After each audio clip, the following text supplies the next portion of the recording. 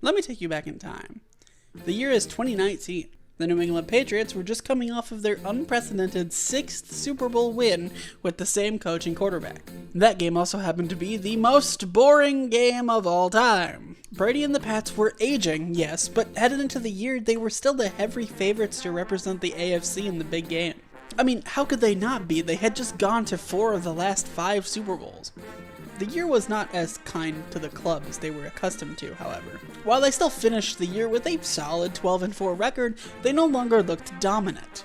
After their Week 12 win against the Cowboys, the team would even go on to lose 3 of their last 5 games. In those 5 games, the offense struggled. Even Tom Brady was vulnerable, completing just 57% of his passes for 1,115 yards, 9 touchdowns, and 3 interceptions. That's just 223 yards per game. Couple that with a Week 17 loss at home against the 4-11 Dolphins, and to say the Patriots were limping into the playoffs would be a massive understatement. But they would find that extra gear once the playoffs started, we all thought. They had to. It was just the Patriot way. With 2 minutes left to go in the first half, it seemed like all was normal. Nick Folk had just kicked a 21-yard field goal to give New England a 13-7 lead over the Tennessee Titans. Then something weird happened. Henry's done all the work to this point on his 26th birthday, and he's got a touchdown. Touchdown, Tennessee. Here comes the pressure. Pass intercepted. No! He couldn't hold on. All right there. That's why you rush nobody. He'll use all the time and step into this one and heave it as far as he can to the end zone, and it falls incomplete. Slides, looking everywhere. Who's open? Oh, it's Watson, wide open. An eligible member of the offense, number 69.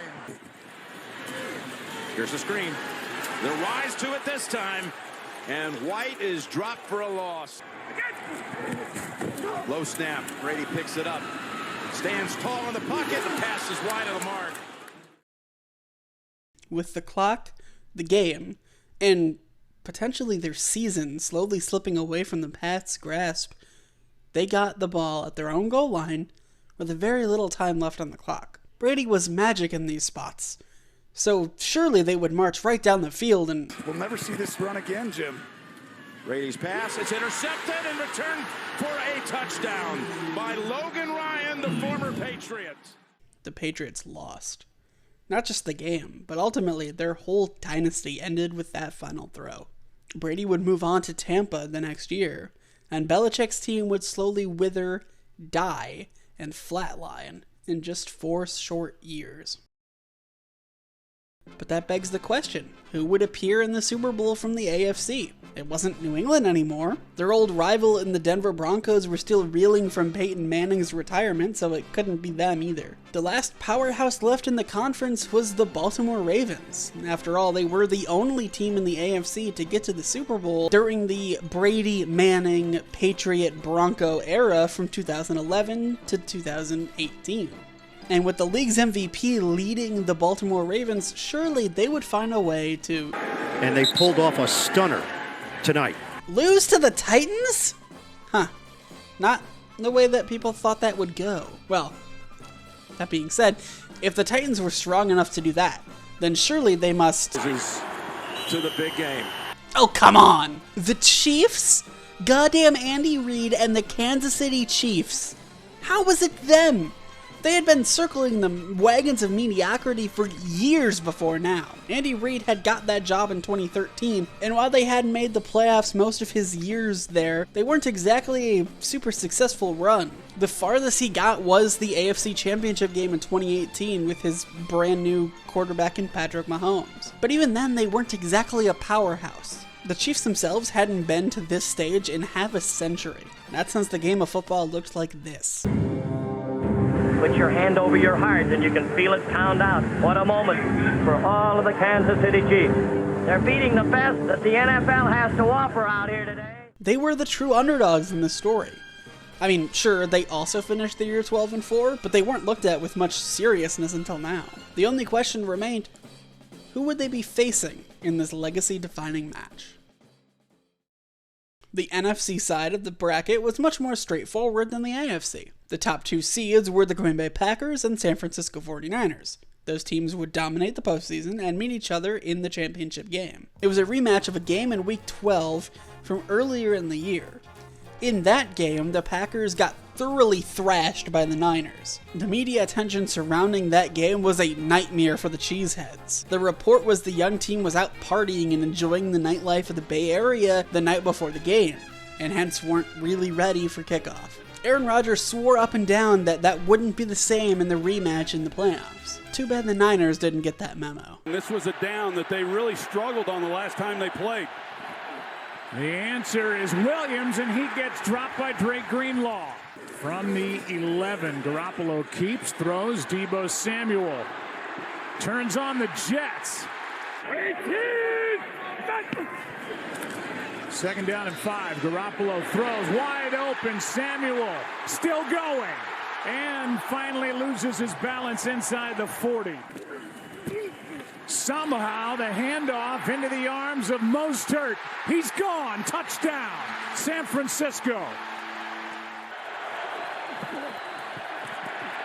4-man rush. Rodgers is sacked. James from inside the 25. Has some room. Down the sidelines and out of bounds. 3rd and 7, Rodgers. Ball is out on the ground. Mostert in the backfield. He gets it. Samuel out in front. Touchdown. Which they do with goal. The 49ers cruised past the Packers for the right to play on the big stage. They had been there just 7 years earlier, but this team had little in common with that one that came up short of the prize. On paper, the Niners looked like a more complete team, and they were labeled the favorite to win it all. But would that actually happen?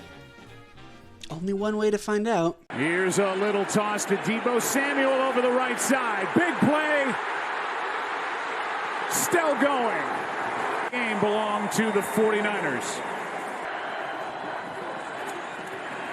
3rd and 11, Mahomes will try to run and get it. Ball gets knocked out.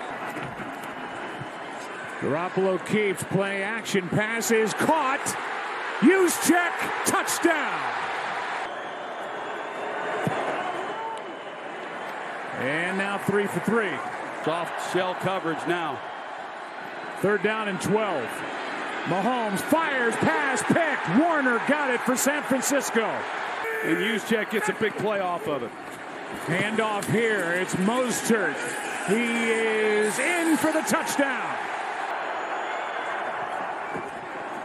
Mahomes pass behind and picked. Intercepted by the 49ers. Off the arm of Tyreek Hill and into the arms of Tarvarius Moore. Well, that would certainly be it, right?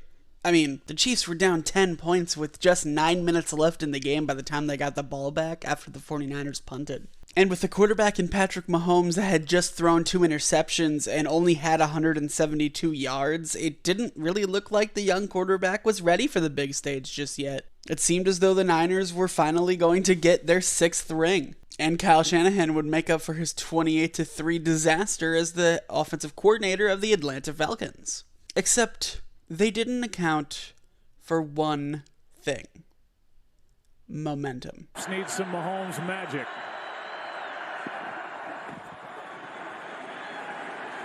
Launches down the middle. Hill open. Caught. After that pass completion, everything changed. The 49ers offense just could not get traction, and the defense of the 49ers just couldn't stop the Chiefs. Patrick Mahomes was now in the zone. And when he's in the zone, you really will not be able to stop him. The 49ers still had a little time left in the game in order to retake the lead and save this epic collapse from being remembered by everyone in NFL history. Instead, Garoppolo airs it out. Sanders downfield is overthrown. And now with 1:33 left, it's 4th and 10. I tell you, he had him too, Joe. He got in behind him. It's not what Kansas City wanted, but Emmanuel Sanders, he gets by Ward and Fenton. They're trying to double him on the outside, but yeah, just overshot it. Instead, he misses, and the 49ers go on to blow a 10-point lead with just 9 minutes in a Super Bowl, which seems pretty on brand for Kyle Shanahan if you ask me. I just recently rewatched this game in preparation for this video, and I had forgotten how much the game really was in San Francisco's favor until the very end. I remembered it being a lot closer than it was, and for the first half, yes, it was close, but the Niners really took over the game in the second half, and really had no reason to lose. Fast forwarding back to modern times, and Jimmy Garoppolo has been cast out of San Francisco, partially because of this game. This game was his legacy, just not being able to make the throw when it mattered. So the 49ers drafted Trey Lance in hopes to finally find their franchise quarterback to match Patrick Mahomes. The play fake by Lance. With time, on the run, throws high and it's intercepted. It didn't work out. But they did find an actual franchise quarterback in the 7th round when they weren't even trying. Cisco 49ers select Brock Purdy, a quarterback from Iowa State. Go Niners! Meanwhile, the Chiefs have gone to 3 of the last 4 Super Bowls and are trying to earn their 3rd ring. This game really did cause a chasm in these two organizations, one desperately trying to get back, the other asserting themselves as potentially the new NFL dynasty. And now with the Super Bowl just days away, the rematch is for a little bit more for both teams. If history repeats itself, and I am guessing it will, the Chiefs will have the advantage. Even though for some reason they are 2-point underdogs, I don't understand. Anyway, I'm looking forward to the game. And as always, see you all in the next video.